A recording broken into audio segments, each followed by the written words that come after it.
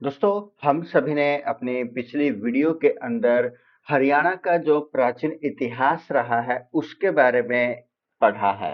आज की इस वीडियो में हम मध्यकालीन इतिहास जो हरियाणा से संबंधित है उसको पढ़ने वाले हैं। जो मध्यकालीन इतिहास है इसका जो आरंभ है वो कब से माना जाता है? मध्यकालीन इतिहास का जो आरंभ है जब भारत के ऊपर भारत पर कौन सा आक्रमण होता है? मुस्लिम आक्रमण होता है। मुसलमान जो होते हैं भारत के ऊपर जो विदेशी है वो आक्रमण करते हैं, मुस्लिम आक्रमण होता है। तभी से हम क्या मानते हैं कि भारत के अंदर मध्यकालीन इतिहास का आरंभ हुआ है। अब जो मुस्लिम आक्रमण है इसका जो प्रभाव है वो कुछ ना कुछ और राज्यों की तुलना में ज्यादा देखने को मिलता है। कौन से राज्य पर? हरियाणा पर। हरियाणा पर इसका जो प्रभाव है वो क्या देखने को मिलता है? ज्यादा प्रभाव देखने को मिलता है। अब इस ज्यादा प्रभाव का रीजन क्या था? इसका कारण क्या रहा कि जो मुस्लिम आक्रमण है हरियाणा के ऊपर ज्यादा प्रभाव किसके कारण से? क्योंकि जो हरियाणा है, हरियाणा की यदि हम भौगोलिक स्थिति को देखें तो हरियाणा भारत के कौन से दिशा के अंदर, कौन सी डायरेक्शन के अंदर है? उत्तर दिशा में।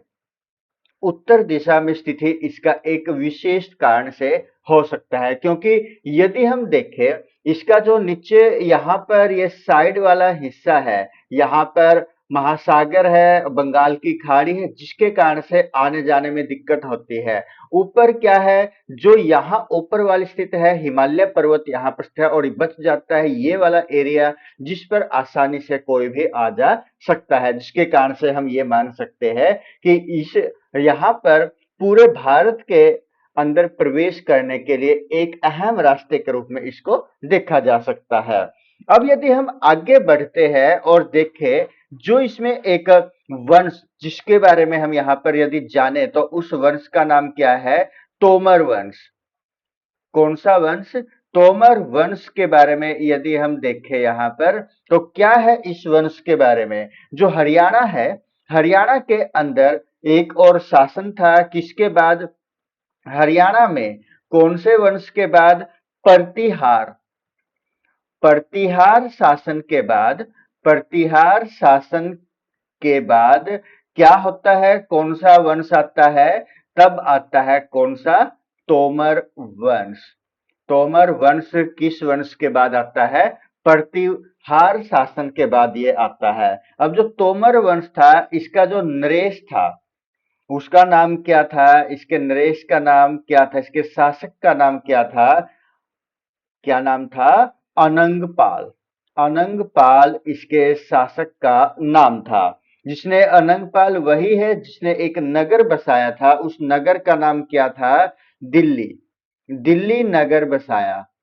किसके द्वारा बसाया गया था? अनंगपाल के द्वारा बसाया गया था। अब जो ये दिल्ली नगर बसाया था, जो इसकी कैपिटल है, इसकी जो राजधानी है वो क्या बनाई गई थी? वो राजधानी बनाई गई थी हरियाणा। हरियाणा को राजधानी बनाया गया था किसकी? दिल्ली नगर की। ये किसने बसाया था? अनंगपाल ने बसाया था। कौन सा वंश था? वंश था ये? तोमर वंश था ये। तोमर वंश से ये बिलोंग करता है। कौन सी सदी की बात है ये? ये 11वीं सदी की बात है। 11वीं सदी। 11वीं सदी में जब भारत के ऊपर एक जो महमूद गजनवी, क्या नाम है? महमूद गजनवी क्या करता है? आक्रमण करता है। महमूद गजनवी कहां पर आक्रमण करता है? भारत के ऊपर आक्रमण करता है। तो कब आक्रमण होता है महमूद गजनवी का? 11वीं सदी के अंदर इनका आक्रमण भारत के ऊपर होता है। तो अब थोड़ा जानते हैं किसके बारे में? जो महमूद गजनवी है उसके बारे में।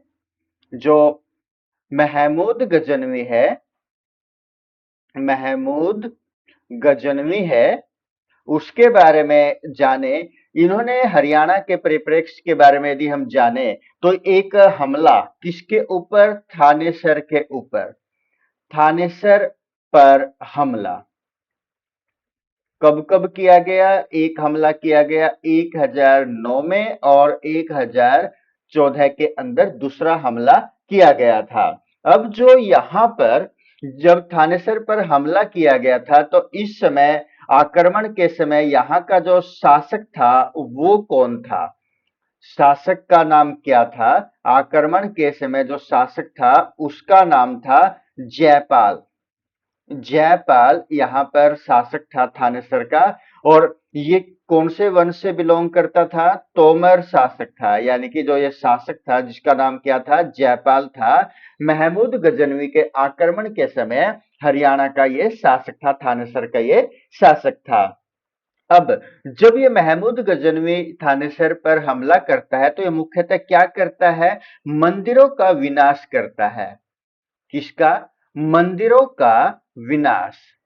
मंदिरों का विनाश किया गया।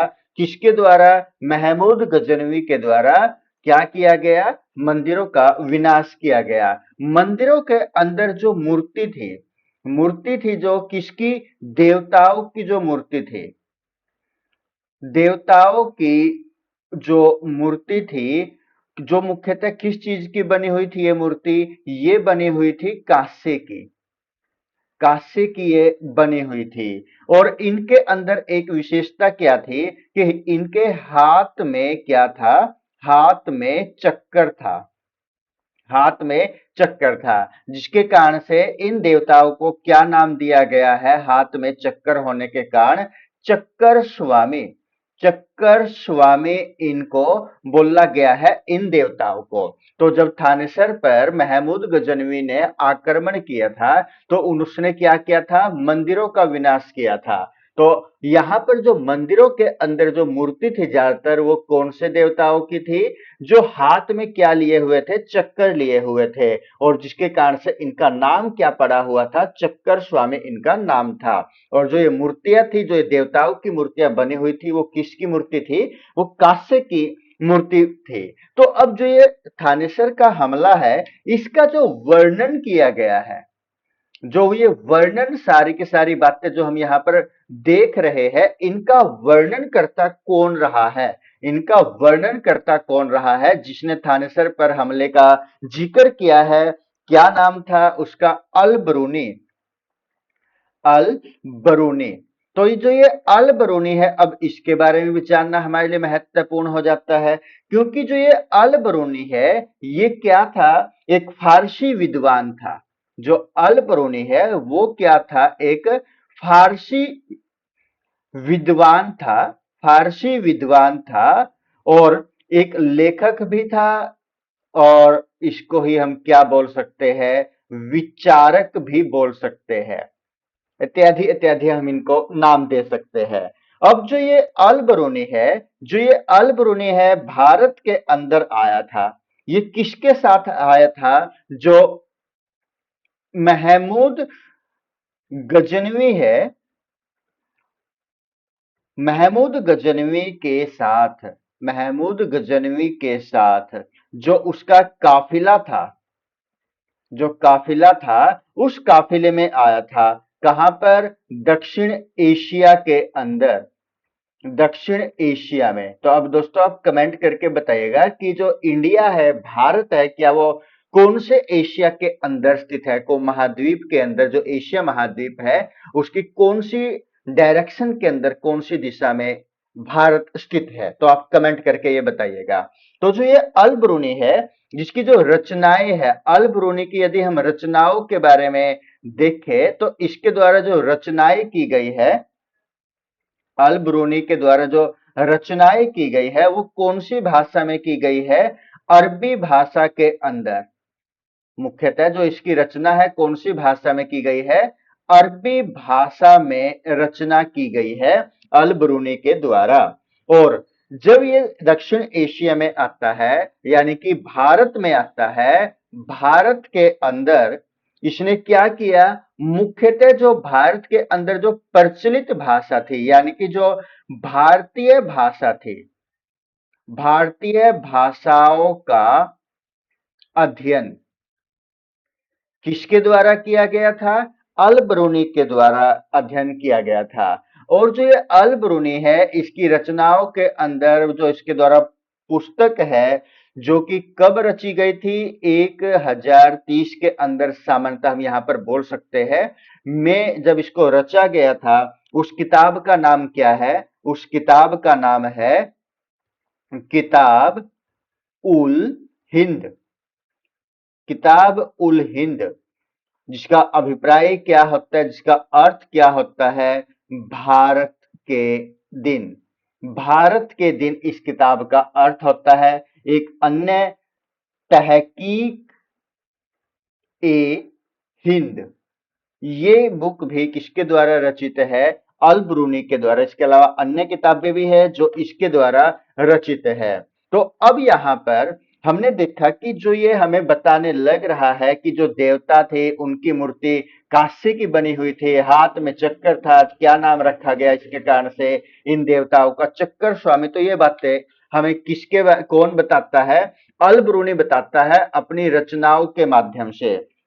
आगे बढ़ते हैं और अब बात करें यदि अल ब्रूनी के बाद, जो यहां पर महमूद गजनवी के बाद क्या होता है? जो महमूद गजनवी है, महमूद गजनवी है, उसके बाद उसका पुत्र, उसका क्या नाम है? उसके पुत्र का, पोते का उसका नाम क्या है? मसूद। मसूद, जो उसका पुत्र है वो क्या करता है? ये जो मसूद है ये क्या करता है? ये आक्रमण करता है। कहां पर आक्रमण करता है? कौन से एरिया पर? जो हांसी का एरिया था। कौन से एरिया पर? हांसी पर आक्रमण। हांसी पर आक्रमण करता है ये मसूद, जो महमूद गजनवी के बाद मुख्यतः शासक बनता है।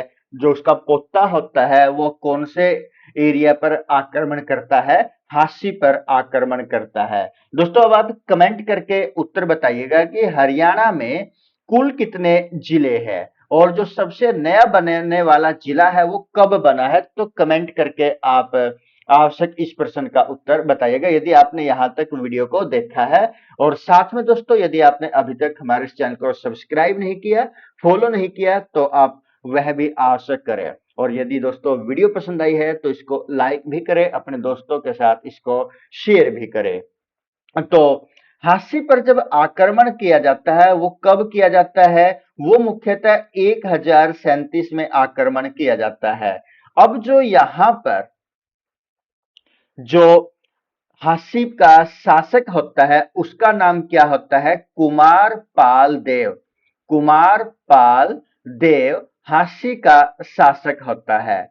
ये कहां का, किस प्रकार का, कौन से वंश से? तोमर शासक था ये, जिसकी हार होती है इस युद्ध के अंदर। और जो मसूद होता है हांसी पर आक्रमण करता है, तो मसूद की क्या होती है? मसूद की जीत होती है। और अब ये सारे हरियाणा के क्षेत्र पर क्या कर लेता है? हरियाणा पर कब्जा कर लेता है, अपना अधिकार यहां पर कर लेता है। अब आगे यदि हम बढ़े तो मसूद के बाद उसका बेटा, मसूद के बाद यहां पर हम देखने लग रहे हैं कि जो महमूद गजनवी था, महमूद गजनवी के बाद उसका जो पुत्र है मसूद। तो अब मसूद के बाद कौन आता है? मसूद के बाद आता है इसका बेटा, जिसका नाम क्या होता है? मादूद। मादूद। तो यहां पर इसकी जो लड़ाई होती है वो किसके साथ होती है? ये होती है 1043 ईस्वी में। तो किसके साथ? कुमार पाल देव से। कुमार पाल देव से लड़ाई होती है। जो ये वही है जो 1037 में जब हांसी पर इसका शासन था और ये हार जाता है। किससे? किसके पिता से? यानी कि मादूद के पिता से, जिसका नाम क्या होता है? मसूद होता है। यानी कि मसूद से ये हार जाता है। लेकिन अब क्या होता है? जो कुमारपाल देव है ये हरा देता है मादूद को, और यहाँ पर कुमारपाल देव की क्या होती है? जीत होती है। और इस समय जो गजनवी है उसकी सेना की बुरी तरह पराजय होती है, हार होती है। अर्थात जो गजनवी की सेना थी, गजनवी सेना थी, उसकी क्या हो जाती है, हार हो जाती है। तो दोस्तों आज हमने थोड़ा प्राचीन भारत के इतिहास के बाद जो मध्यकालीन इतिहास है, जो मुसलमानी आक्रमणों के साथ शुरू होता है, उसके बारे में, जो मुख्यतः महमूद गजनवी है उनके आक्रमणों के बारे में हमने यहाँ पर चर्चा की है। आपको वीडियो किस प्रकार की लगी हमें कमेंट करके आवश्यक बताइएगा। धन्यवाद दोस्तों, जय हिंद।